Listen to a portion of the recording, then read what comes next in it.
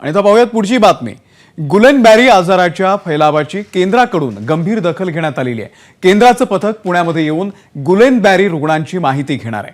पुण्यामध्ये सध्या गुलेनबॅरी आजाराचे 73 रुग्ण आहेत। केंद्राचं 3 सदस्यीय पथक पुण्याला भेट देणार आहे।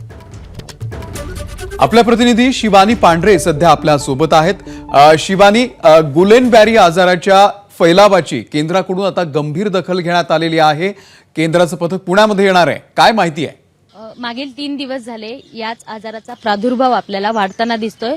पहिले 57, त्याच्यानंतर 67 आणि आता 73 वर या आजाराच्या रुग्णांचा आकडा गेलाय। खरं तर आपण मागच्या काही दिवसातल्या त्या रुग्णांची अवस्था बघितली तर या सगळ्या रुग्णांना उलटी आणि ताप याच्या नंतर या आजाराचा प्रादुर्भाव होताना दिसतोय। काल आपण डॉक्टर वरपे यांच्याशी जेव्हा बोललो, त्या सिंहगड रोड परिसरात डॉक्टर आहेत, ह्या डॉक्टरांनी सांगितल्याप्रमाणे मागील 1.5 महिन्यापासून जुलाब, उलटी आणि सगळ्या पोटदुखीचे सगळे पेशंट्स यांच्याकडे येत होते आणि त्यातल्या काही जणांना हा आजार झालाय। साधारण बघितलं तर सिंहगड, किरकिटवाडी, नांदेड सिटी या सगळ्या भागातले हे रुग्ण आहेत आणि आता या रुग्णांची थेट या आजाराची थेट दखल आता केंद्राने घेतली आहे आणि महत्वाचं म्हणजे युनियन मिनिस्ट्रीची 3 जण या सगळ्या टीम मध्ये असणार आहे। त्यात एक न्यूरोलॉजिस्ट आहे, दुसरे मायक्रोबायोलॉजिस्ट आहे आणि तिसरं म्हणजे पब्लिक हेल्थ एक्सपर्ट असणार आहे। या तिघांकडनं या आजाराची सगळी माहिती घेण्यात येणार आहे, इन्व्हेस्टिगेशन होणार आहे।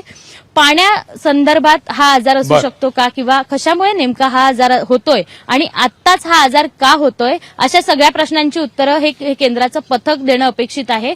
एनआयव्हीने लवकरात लवकर या केंद्राला रिपोर्ट जाहीर करण्याचे आदेश दिले आहेत। त्यामुळे येत्या काळात हा आजार नेमका का होतोय आणि याचा प्रादुर्भाव का वाढतोय याची सगळी उत्तरं आपल्याला काही दिवसातच मिळेल।